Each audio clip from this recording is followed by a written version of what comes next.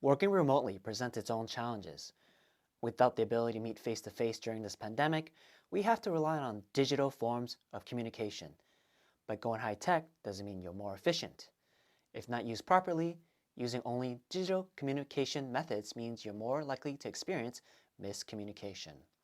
Learn why and what you can do to improve your communication effectiveness in a remote working world. Up next.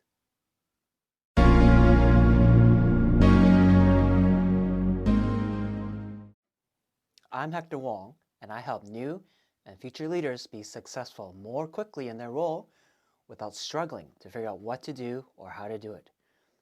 If you're looking to become an impactful leader, then be sure to keep tuning in for more videos like this one. Go ahead and click the subscribe button. During this coronavirus pandemic, many of us have been forced to work remotely. For some of us, we've been working this way long before the pandemic hit.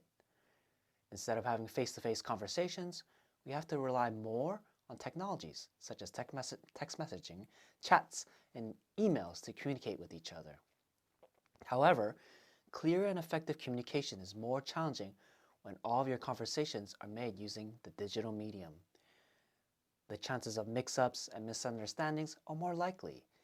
You may be saying, wait a minute, can't we also use a phone or video chat? They can help, but are still not replacements for face-to-face communication.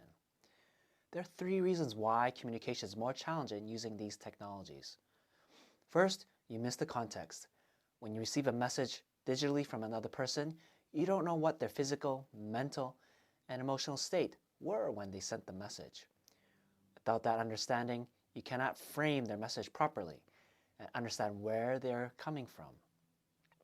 Your chances of being empathetic or putting yourself in their shoes becomes lower. Second, you miss the nonverbal cues. These include tone of voice, body language, eye contact, and facial expressions. A major part of being able to communicate effectively is the use of nonverbal cues. Depending on where you look, there are statistics that say nonverbal cues form 55 to 93% of a conversation. If you're missing nonverbal cues, you're missing a large part of the message. Video chat, and to a certain degree a phone call, can help alleviate part of this problem. However, it is not a true replacement for face-to-face communication.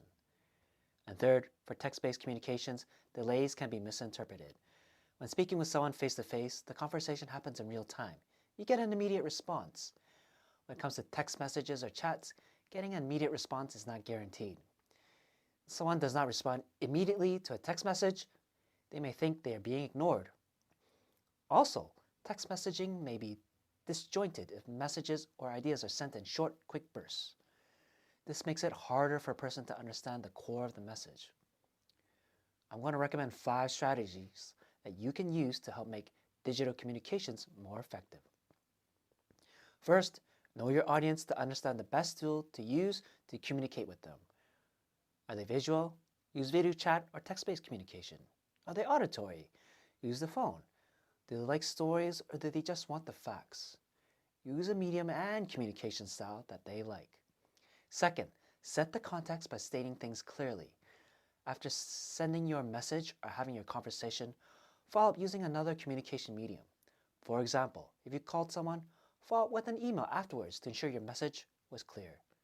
Third, treat text messaging and chats like real-time conversations.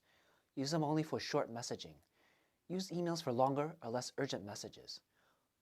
Fourth, in text messages or chats, send one topic at a time to complete a thought and to give the other person time to construct a response.